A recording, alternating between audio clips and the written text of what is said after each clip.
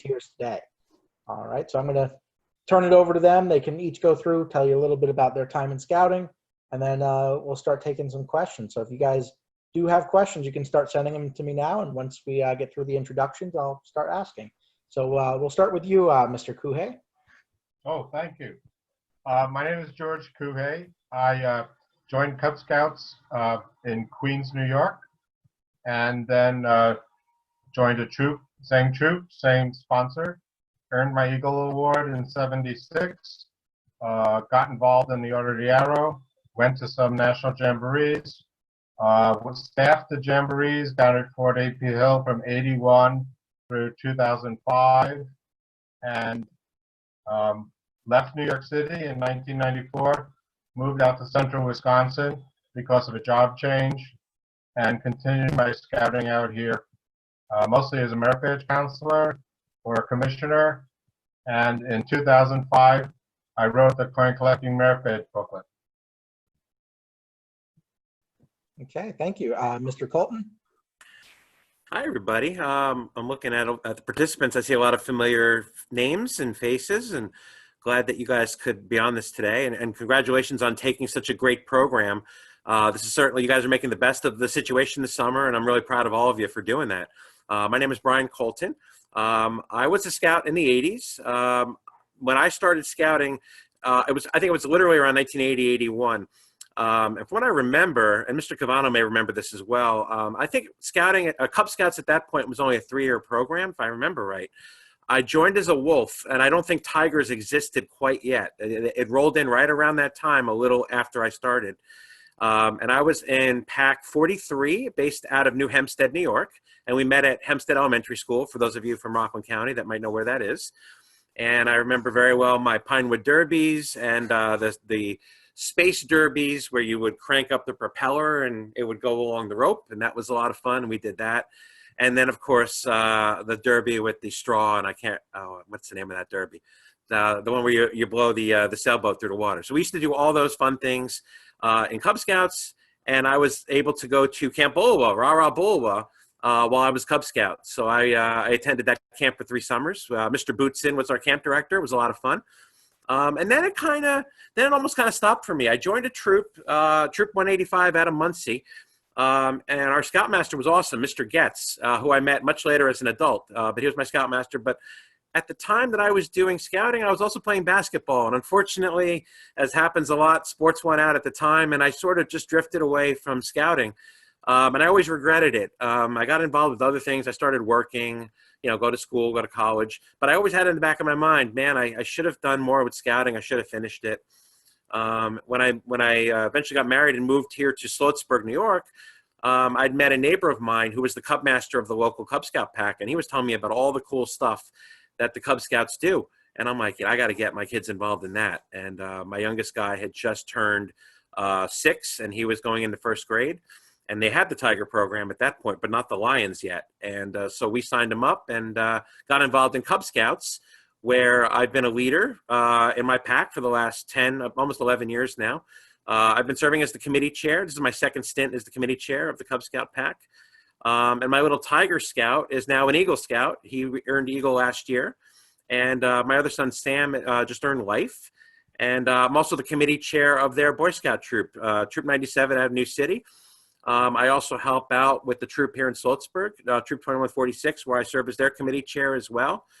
And I'm also involved in the venturing program, which I love venturing. It's a totally different program, co-ed. My son Jacob joined that as well as being an Eagle Scout. He loves his venturing crew. It's Crew 97 out of New City. So I'm really fortunate to be involved with different scouting programs, different units. Like Mr. Kohag, I got to go to the National Jamboree. I got to attend in 2017 down in the Summit in West Virginia. And 2 years ago, my boys and I got to go as part of the council contingent for the World Scout Jamboree down at the Summit. And that was a tremendously awesome adventure. So if you have questions about what that was like, I'd be happy to answer them. And I'm also serving as the commissioner of Crew 97 as well. So I'm really, really fortunate. I love scouting. It's pretty much all I do in my spare time when I'm not working.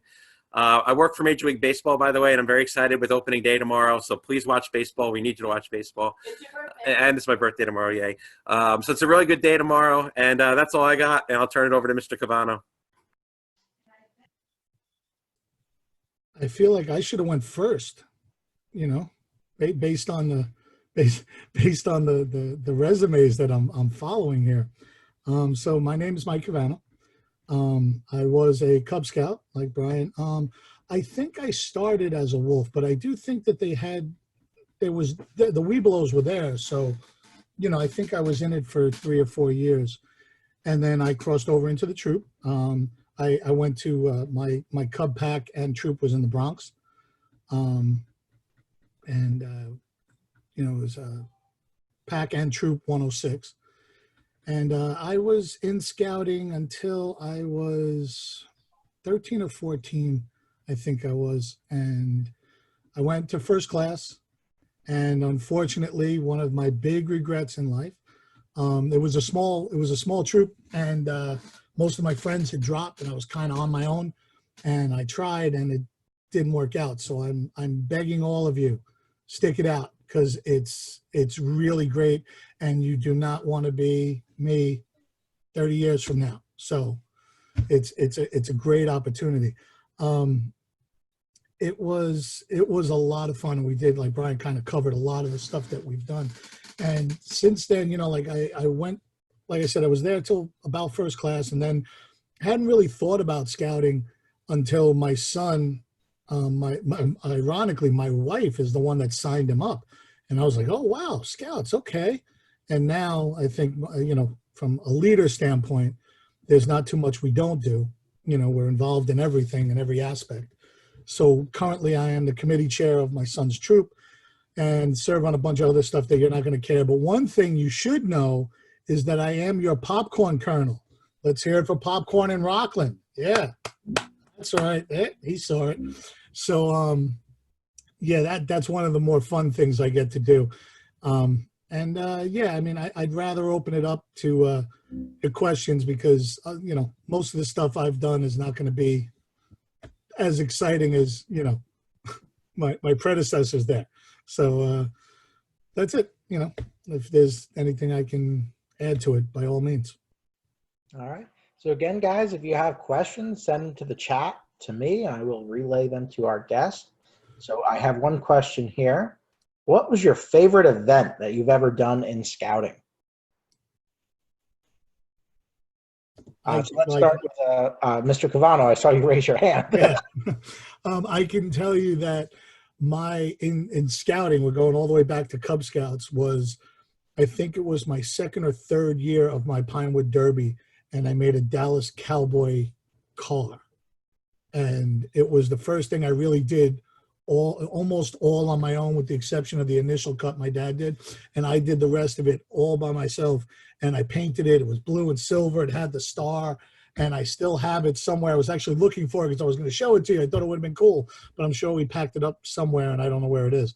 But it was, I still to this day remember that, you know, being one of the coolest things. That and my first week at summer camp would probably be my two favorite. The first time I ever went away to sleepaway camp. You know, I went to day camps and stuff like that, but I never did sleepaway until my first year in the troop. Awesome. Thank you. Mr. Colton? I'll pick two. I'm going to cheat here. I'm going to do one as an adult and one as a scout. As a scout, when I first joined my troop, we went to Camp Hayden, which for those of you that go to Rennequa or Kiowa, is a camp up in the 10 Mile River area. It's no longer functioning, but that was where we went. And I did go that first summer. And I just remember they had a BMX dirt track that you could race bikes there. And it was so much fun. And I loved riding bikes. I had never really done that before. And they would give you the safety briefings. And it wasn't really it wasn't a dangerous thing at all. It was just for people that had never done it, you know, but there were some like very small jumps and just the course you had to follow. I just remember I really enjoyed that because it was something I never would have done otherwise. I don't know if they still do that at the camps, but that was a great experience. And as an adult, I'll throw in my little pitch for future jamborees. Going to the 2 closing ceremonies at both jamborees was an incredible visual spectacle, a brotherhood spectacle, just being with so many other scouts from all over the place, whether it was from the country, from the world, and just sharing that brotherhood. And the show was incredible. The fireworks show was incredible. So both different perspectives, but there's so many good things you can do through scouting, so many good memories you guys are going to make. I hope you enjoy it. Awesome. And Mr. Kuhey? Yeah, I would say participating in your district camporees, working as a patrol, doing the events, uh, meeting other scouts from your area. I always enjoyed that quite a bit.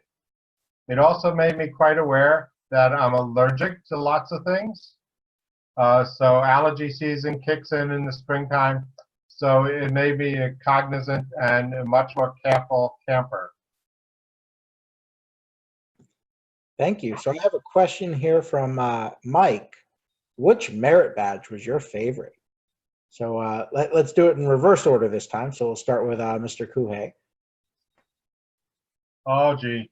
Okay. I enjoyed railroading as my favorite.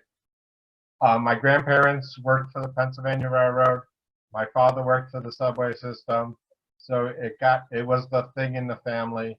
So it's what I grew up with. And learning about other railroads in the United States was quite an enjoyable thing. And it's a hobby that I enjoy through today. Thank you. And Mr. Colton? You know, I have to be honest with everybody. I don't remember doing merit badges as a scout. I really just remember the very short time I was a scout and the time that I was in the program. So I'm just going to answer it as an adult, as a counselor, as a merit badge counselor. I love the Council Family Life Merit Badge. It's one of my favorite badges because it touches on so many different things: relationships with your family, basic project planning, very basic budgeting, just spending time with your family. So it's a lot of fun. So those of you that haven't earned it yet and you're on your trail to Eagle, you probably will at some point. And I'm a counselor, so always feel free to reach out. But as a scout, I don't remember doing them. I'm sorry. A lot of stuff you don't remember as you get older. And Mr. Cavano? It's true, Brian. It's difficult to remember, but one that I do remember that was, I don't necessarily think it should have been so much fun, but it was first aid. So the reason it was fun was because we worked on it as a patrol and we all took turns, you know, pretending to wrap each other up and making people lay on stretchers and having the pretend wrapping up their legs when you're supposed to wrap one leg, we wrap two, you know, stuff like that. And we ended up having, we had a lot of fun with that specific merit badge, you know, basically, you know, pretending to injure each other so that we could heal each other. It was a lot of fun. First aid is a fantastic badge. I'm actually teaching it at Camp in a Box this week. We have several campers here who are doing the badge. And one of the fun things with social distancing, some of the victims that they've been using are stuffed animals. Yes. So watching them do CPRs on giant teddy bears and stuff has been a lot of fun. But, and you have a little plug behind you, you know, right there on the do. door. I'm in the first aid room of the Dingman building down here at Camp Bullowa. Rah, bull. Yes. And okay. So I have a question here from Andrew Check, and I think this mostly applies to you, Mr. Colton, but you know, any of you can answer. If you went to any of the council camps, the current council camps, how have they changed? Oh, I'll answer that. And this is what I love most about Camp Bullowa, Rah Bullowa, is that it hasn't changed all that much in terms of. I'll give you my example. When I first walked into the dining hall as a parent now of a Tiger Scout, and it was like that same smell from when I went there, and it's the same buildings from when I went there. And there's some better stuff. We didn't have the rifle range at that time. Obviously, we didn't have Peyton Cabin, which is beautiful. The waterfront is laid out a little bit differently. And honestly, I'd never been to Camp New Teaming at the time that I was a scout. I was part of the Rockland County Council, which was its own council at the time. And now we have Rockland District, which everything merged together. It became the Hudson Valley Council. So that's what I remember. What I really liked was that it was very much the same.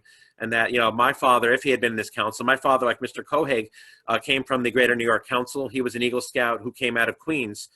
So they went to camp up at 10 Mile River, Camp Kiowa and Rennequa. And I'm sure that if he had gone up there, he would have said the same thing, that a lot of things were the same and there were maybe a couple of modern improvements. But that's what's great, guys, is that one day you'll be as old as we are, and hopefully your kids will go to these camps and they will be very much similar, maybe slightly improved in some areas, but give you the same memories that you guys have.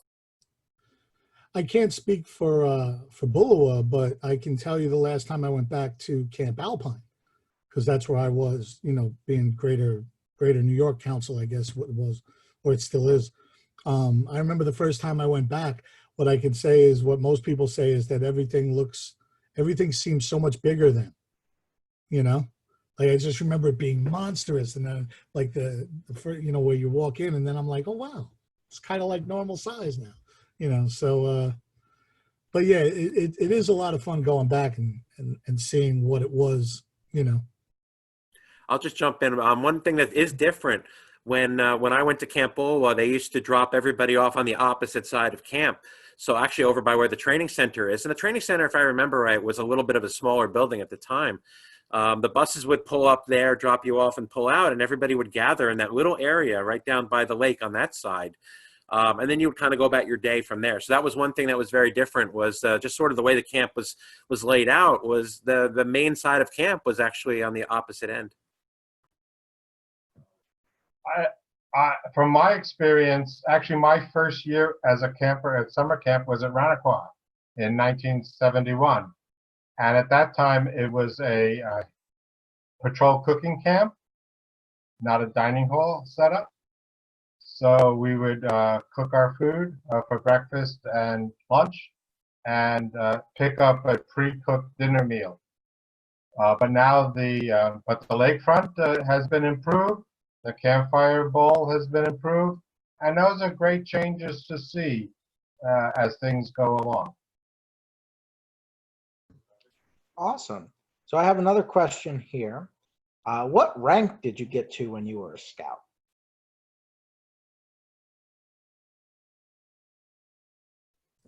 So we can start with Mr. Kuhei again.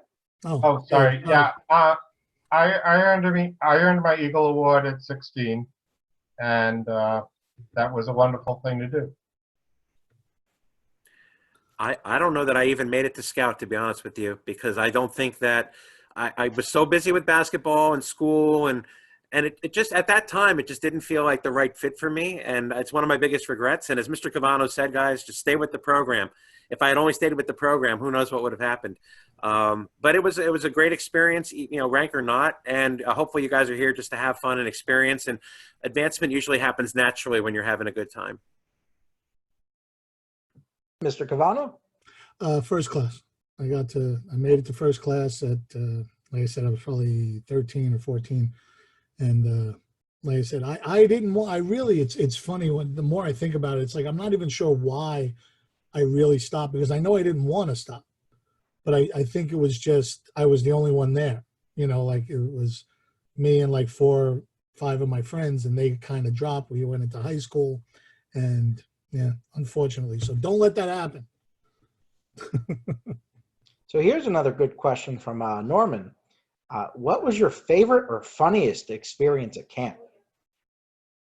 We can start with, we'll go reverse again. We'll start with Mr. Cavano this time. We were at summer camp, our very first year. And so how old are you? Summer camp was 11, 12, something like that. And we were fishing in the pond, and we were absolutely convinced we caught a snapping turtle. And it was huge. It was probably 30 feet wide from the stories we told. And all it was we just kept getting the hooks stuck on the bottom of the lake, and it would just get caught in the ground and it wouldn't come up. And we were 100% convinced that we caught a giant snapping turtle. Yeah. Okay, Mr. Colton? From what I remember, and it was a long time ago, and again, scouts, don't do any of what I'm about to say. There was a bear that I think had wandered into our campsite. This is when I was at Camp Hayden, and my only year really in overnight camp there in scouting. And I just remember my counselor jumping out of his tent, and I think he grabbed a giant stick and started like banging on a tree to try to scare the bear away, which I'm sure is not in any guide to safe scouting anymore. And I just remember all of us being awed by how he handled it, and it was kind of funny. And the bear did end up just running away. So, but that's what I remember. It was just a great experience. I had never really done overnight camp before, and highly recommend once this is over that you guys do it if you haven't. Mr. Kuhei? As a youth, my favorite experience was getting stuck in a cave doing spelunking up in the Adirondacks, because everybody had to wait for me to get unstuck, to either go back to where they wanted to go back or proceed ahead to where they needed to proceed ahead. As an adult, my favorite experience, and Brian could confirm this since he's involved in venturing too, I took the Powderhorn training, and many of you have heard adult leaders in scouting take wood badge.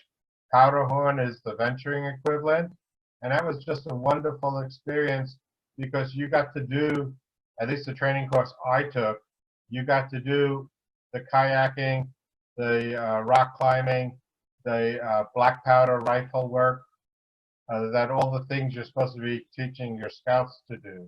So it was a great experience that way. I have another really good question right here. What was your favorite thing to eat on camping trips?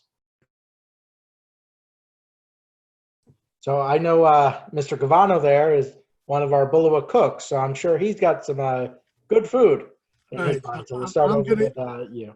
I am going to give you guys a little some words of wisdom, and things are definitely different from when they, you know, I mean, and I think it differs from troop to troop, but when I was a scout, the way it worked is we definitely worked strictly in our patrols. So each patrol planned their own meal for the trip, and money was collected before.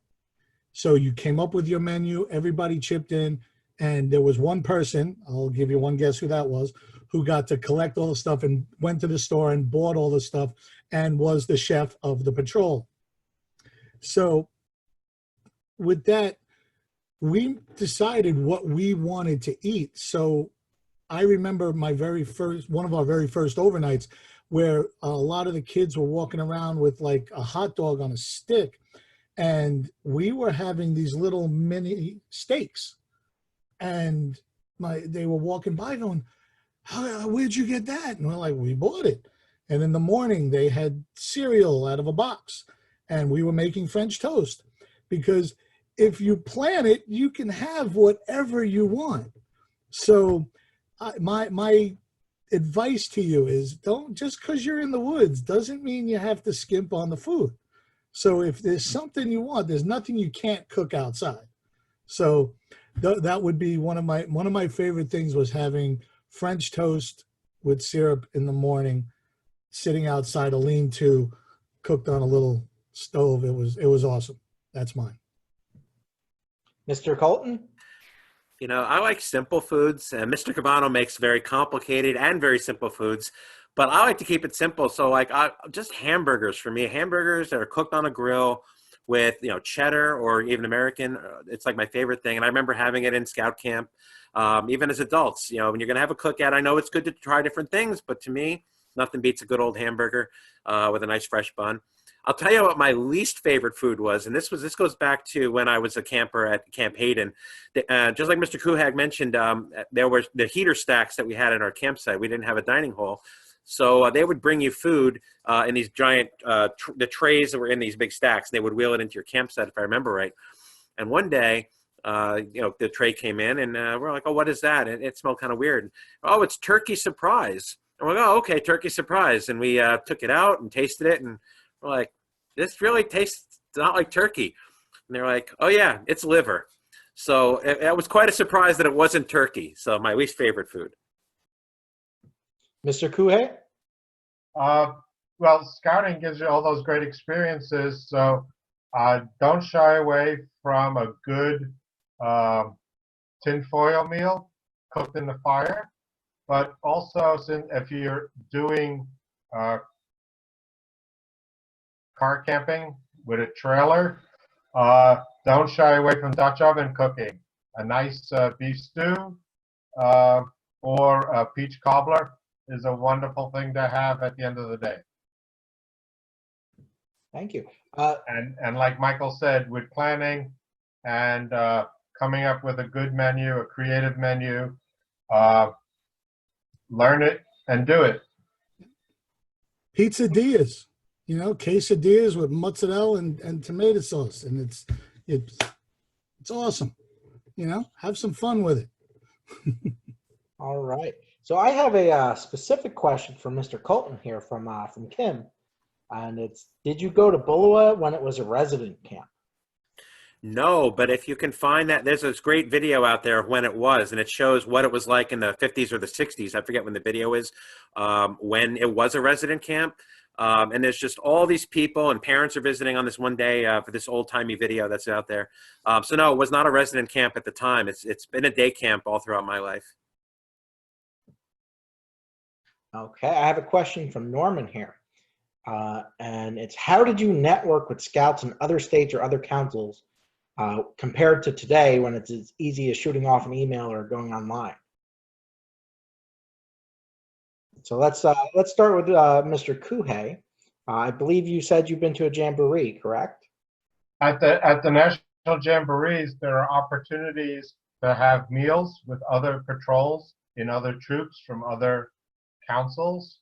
And they also have a thing at a jamboree called a wide game, where they give you 12 letters, say trustworthy, and you have a letter T, and you have 12 letter T's, and then you have to trade those off to other kids that have other letters, and you collect names and addresses, and you correspond with them.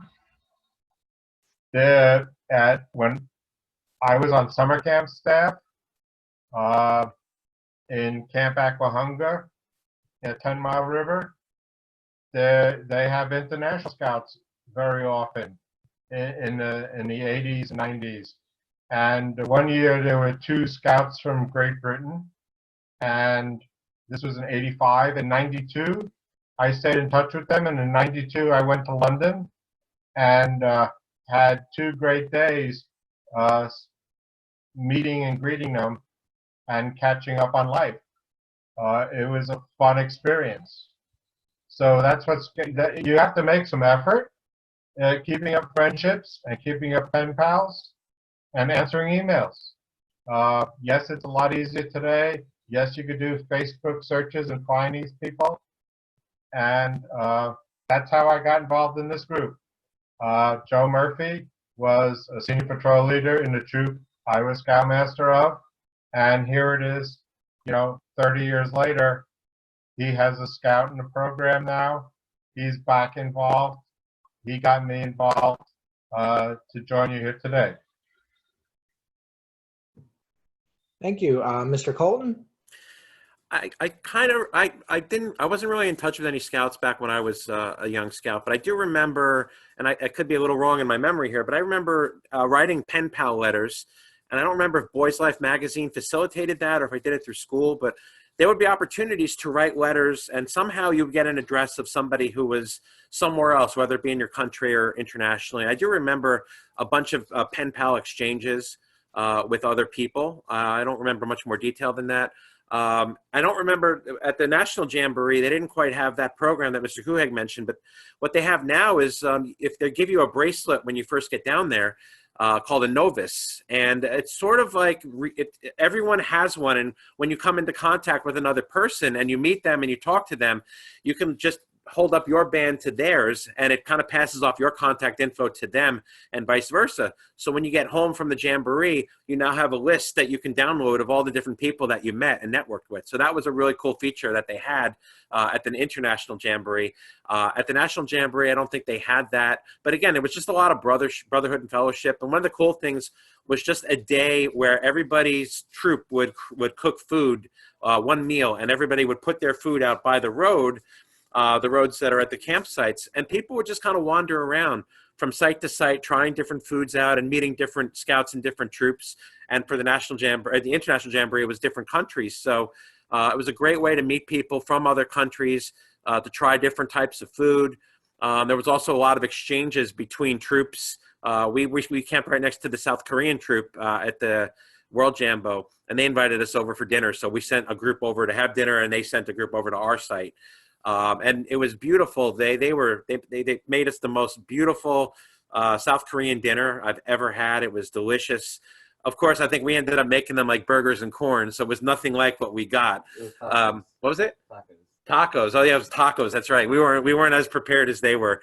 But it was a really great experience. So again, if you ever get an opportunity, the next World Jamboree is coming up in 2023 in South Korea for those of you that will be of age at that time. So definitely something to consider. A wonderful experience.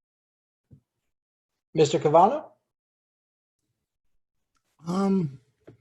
We didn't. I mean, other than summer camp, there wasn't a whole lot of interaction because, again, you know, unless you did the jamborees and stuff like that, everything within our troop was kind of just our troop, you know, unfortunately, which you guys should consider yourselves very lucky, especially those within, I don't know if everybody here is from within Hudson Valley, but, you know, the fact that the council is as big as it is and it has the amount of units that it has, it's a great opportunity to meet people just, you know, from the camporees that you'll be going to. So consider yourselves very lucky to be living in this, you know, age of internets and, you know, stuff. So I've got three more questions here, and then I think we'll be calling it after these three. They're really good questions. All right. This next one here is for Mr. Kuei and Mr. Cavano, because you were both scouts in the city. Mr. Colton, I forget where you said your scouting background was. Was it? It's Rockland, but I actually grew up in Queens. I just was never a scout there. Okay. But yeah, so the question we have there is, how do you guys camp when you live in the city? So let's start with Mr. Kuhei. Okay, well, Greater New York Council has two nearby camps. William Pouch on Staten Island. So from Astoria, Queens, you could take a subway to the ferry, take Staten Island ferry over, get on a bus, transfer to another bus, and you're at the front door of the camp an hour and a half later, 2 hours later if you miss a ferry. Or the other choice is go up to the George Washington Bridge by subway. On a nice spring day, you could hike the 10 miles.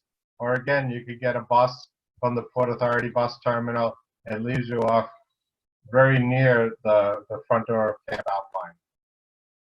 And during the summer camp, Greater New York runs buses out of the Port Authority off the 10 Mile River every Saturday and Sunday. Awesome. Mr. Cavano? Camp Alpine. That's where we went. We spent almost all of my Cub days in the cafeteria of my school, and all our troop meetings were in the gym. So, you know, we did, like I said, all of our overnights and exploration days and all the stuff that we did was at Camp Alpine. I'll just add to that. While I wasn't a scout in the city, I grew up in Queens Village till I was about 8 years old, and then I moved to Rockland. My father, who's an Eagle Scout, troop, I forget the troop number, 120 maybe, in Queens, they would do the same as what you've heard. They would go to Camp Alpine. My father would tell me that they would have their backpacks, they would walk over the George Washington Bridge, and they would hike up to Camp Alpine. So that was a pretty common thing, I think, for city scouts at the time. Okay. So I have another question here from Michael, and it's, how has scouting helped you in your life? So let's start with Mr. Kuhei. Scouting has really given me my career. Through the Merit Badge program, I learned to be a coin collector, I learned computers, and I learned printing technology. And pretty much since college, my jobs have all been on computers at a coin museum or publishing a catalog about coins. So it tied it all together. Mr. Colton? So for me, because I'm a little bit of I'm a late bloomer in scouting, I had pretty much come up with, I married, had my career, rediscovered it later once I had kids. But it's made a tremendous difference in my life as an adult. It's helped me at work. The training that I've taken through Wood Badge, through even the Den Leader trainings, the camping trainings, have made me not only a better person, it's made me better a manager at my job.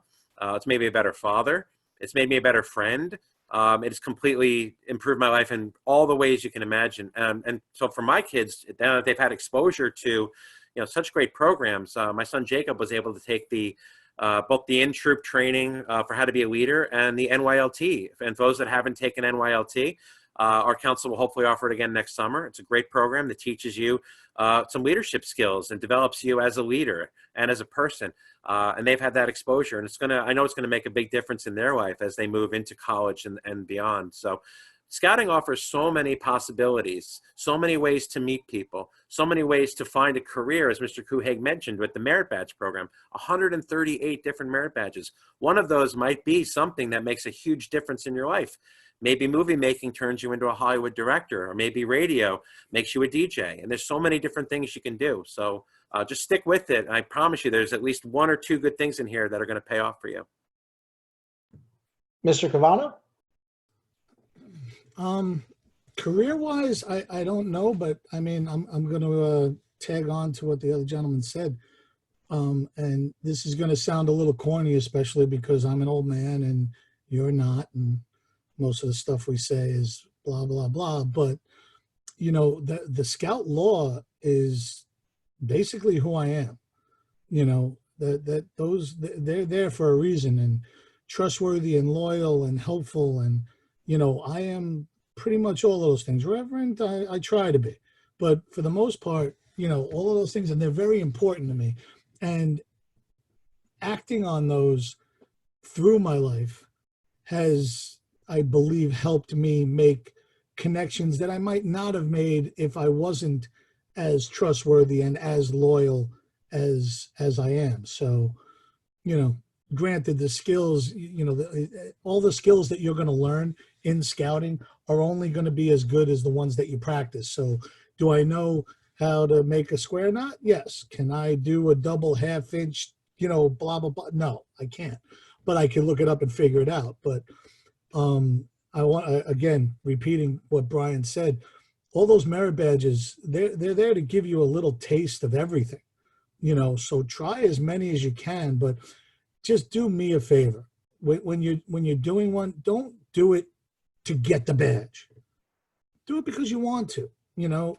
Try to take away from it something. It doesn't mean you take first aid and now you can ride an ambulance and you can heal people. It's not what it means. It's going to give you basics, and then if you want to continue with it, it's great. You know, coin collecting, stuff like that. But, you know, just don't be the guy that's just doing it just to blow through it. All right, I'm done. What's next? Okay, I'm done. What's next? You know, like, you know, take your time with it. Enjoy it, you know, and that's all I got. Thank you. So our final question is if you have any advice to give to the scouts that we have with us here today in their scouting career or going forward, what would it be? So let's start with Mr. Kuhey. Well, first off, you're at a bigger advantage now than a lot of other kids because you're still involved. You're learning stuff, whether you know it or not, or whether you're ticking off a box, as Michael said, but enjoy it while you tick off that box. Remember, sometimes you have to practice these skills. Sometimes you'll enjoy them, sometimes you won't, but give it a try. Now's the time to try things. If you burn a meal on a camping trip, well, it's just one meal. You're going to have thousands of meals to come forward. But if you like that spectacular meal, you can enjoy it for the rest of your life. Thank you. Mr. Colton? When I was in high school, and I was getting ready to go to college, I did a summer program out in California at UCLA. So I wanted to go into the media industry, and they had a great program for those that were interested. At the time, I was like, oh, I'm going to be a Hollywood director because, you know, I think everybody thinks big, right? I didn't really know what I was going to do. But I got to meet all these cool people. I got to meet Jeffrey Katzenberg, who ended up becoming, I think, the head of Disney at one point. And I got to listen to a lot of different speeches from famous people. And one of them really stuck out. And I forget who exactly said it, but the quote was, "Chance favors the prepared mind." And I never forgot it. And I wrote it down in my notebook, and I still remember it now, 30 years later. And what does that mean, really? It means that random things that happen to you in your life can be very useful to prepare you for something, a situation that comes up. So just be prepared. There it is, the Scout motto: be prepared for any old thing, as Baden Powell would say. A lot of different things are going to happen to you in your life. The more you can be prepared for those random things that happen, the better prepared you're going to be to succeed and have a great life. So just stick with it. Scouting is one of those things that builds you as a person, builds your character, builds your knowledge. You know, you learn the knots, you learn the cooking, you meet other people, you learn how to interact with adults. All these are different skills that at some point will randomly prepare you for something that's going to happen to you in your life. And with that, I wish you well, and thank you for having me. Thank you. And Mr. Cavano? Well, I wish I would have known that question before I answered the first one, you know, because I kind of said it there, but I mean it. Just, you know, I can't say what wasn't already said. You guys have an incredible opportunity here. I hope you're enjoying it, because sometimes is it going to be work? Yes. Sometimes you're going to go, oh, why do I have to do this? Yes. But stick it out, because more often than not, you're going to be having a good time. So, you know, like, enjoy what you're doing and try to take away from it as much as you can, and just enjoy it as much as you can, you know, and the merit badges, yeah, they're great, you know, but, and the ranking up and all of that stuff. And you want to do it, but like I said, don't do it because, like, oh my God, I have to do it. Like, you know, just find something that interests you and work on that. Hey, I know her. Hi. That's all I got. Just, you know, and I'm sorry, one last thing. Don't be afraid to ask for help. If you need help with anything, go to one of your scouts, your friends, scout leaders, you know, the SPLs, all of them. If you're not sure about something, I bet you they weren't sure about something too, you know? So don't ever be afraid to ask for help with anything. If you're not sure how to make a knot, don't stress about it. Go ask somebody, because the worst that they can do is tell you they don't know, you know? So that's it. I'll shut up now. Okay, so thank all three of you for joining us today. I hope Scouts, I hope you listened to them. They had a lot of experiences that they shared that were all fantastic in knowledge. So let's give them a big round of applause, guys. Big round of applause. All right, so again, thank you for joining us. Scouts, we will see you at 8:45 tomorrow morning for our opening. Make sure you work on your merit badge homeworks. Cub Scouts, have fun with your crafts, and we'll see you tomorrow. Thanks, guys. See ya.